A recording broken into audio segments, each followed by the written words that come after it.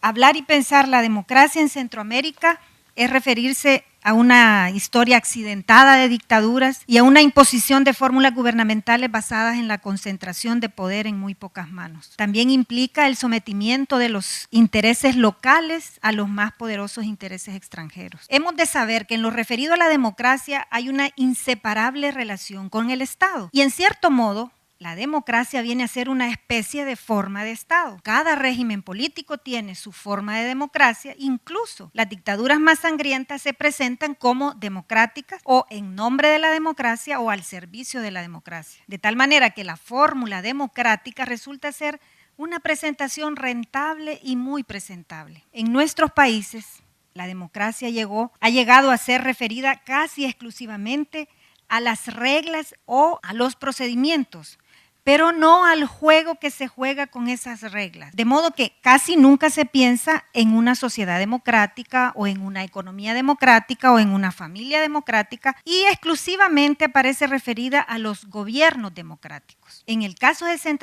Centroamérica y después de las guerras, y por lo menos en El Salvador, mi país, la palabra sociedad civil se puso a circular en la etapa de la posguerra. Era una palabra desconocida hasta entonces y empezó a moverse de manera casi inadvertida.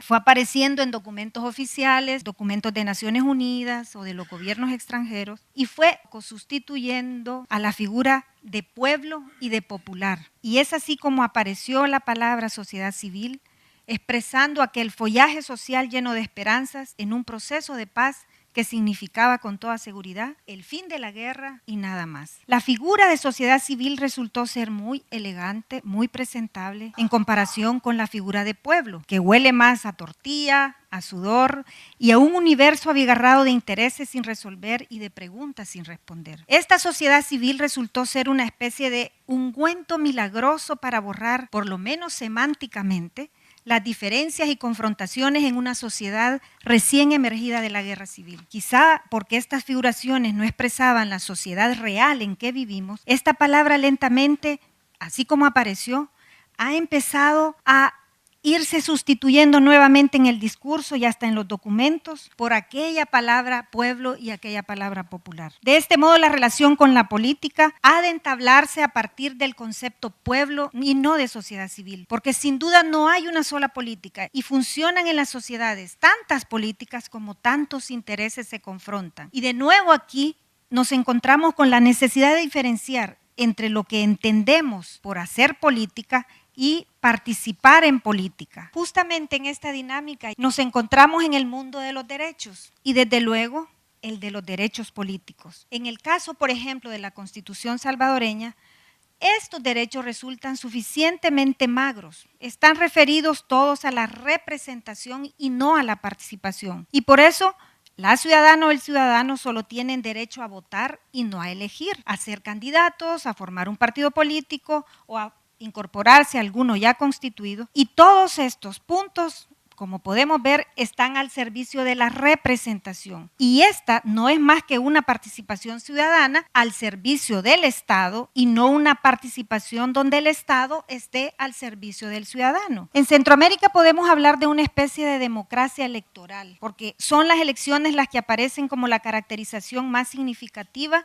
de una democracia política y se afirma que los estados son democráticos porque hay elecciones periódicas, aunque no se pueda decir lo mismo de las sociedades, de las economías o de las vidas de los seres humanos. Aquí se desata una situación contradictoria, porque en esta democracia electoral los partidos políticos, que resultan ser su instrumento fundamental, carecen de prestigio y autoridad, y los funcionarios surgidos de las elecciones no parecen representar a nadie más allá de los mismos partidos que les han asegurado sus candidaturas y sus cargos. De modo que el pueblo construye las expresiones organizativas más importantes, expresadas en una multicolora realidad de movimientos populares que abarcan desde la temática ambiental, pasando por las religiosas, las feministas, la diversidad de opciones sexuales, hasta diferentes expresiones políticas construidas en ocasión de campañas electorales, pero construidas afuera de las de las paredes partidarias. Esta es la sociedad civil del pueblo a la que yo me estoy refiriendo, que no forma parte de ninguna democracia representativa y que no solamente participa, sino que se dedica fundamentalmente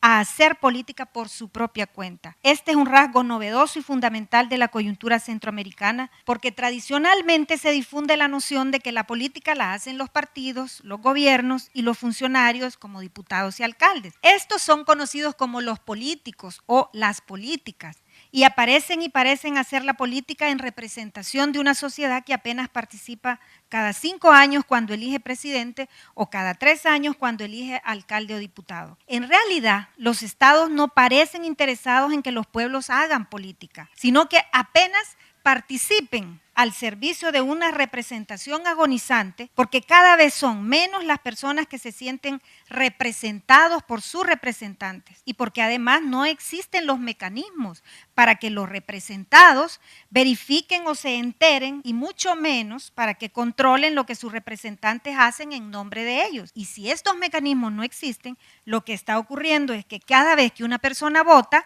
estaría decidiendo dejar de decidir para que otro lo haga en su nombre. Entonces, podemos entablar una relación entre pueblo y democracia, porque a fuerza de práctica y experiencia, se entiende hoy, más que ayer, que la democracia no puede referirse simple y sencillamente al voto, porque en sociedades donde se vota, los pueblos no son consultados antes de tomar decisiones trascendentales que los afectan. Se aplican políticas que destruyen las condiciones de vida de todos los seres vivos, no se fomentan las organizaciones para que participen y sin embargo, estas realidades aparecen calificadas como democráticas. Y entonces, la tarea compleja de hacer política en manos de los pueblos ha de buscar construir una democracia real y no solo aparente, que transforme favorablemente la vida de las personas, afectando no solo los procedimientos y las reglas, sino el juego mismo que se juega con estas reglas. Por eso, hoy debemos hablar de la difícil tarea de democratizar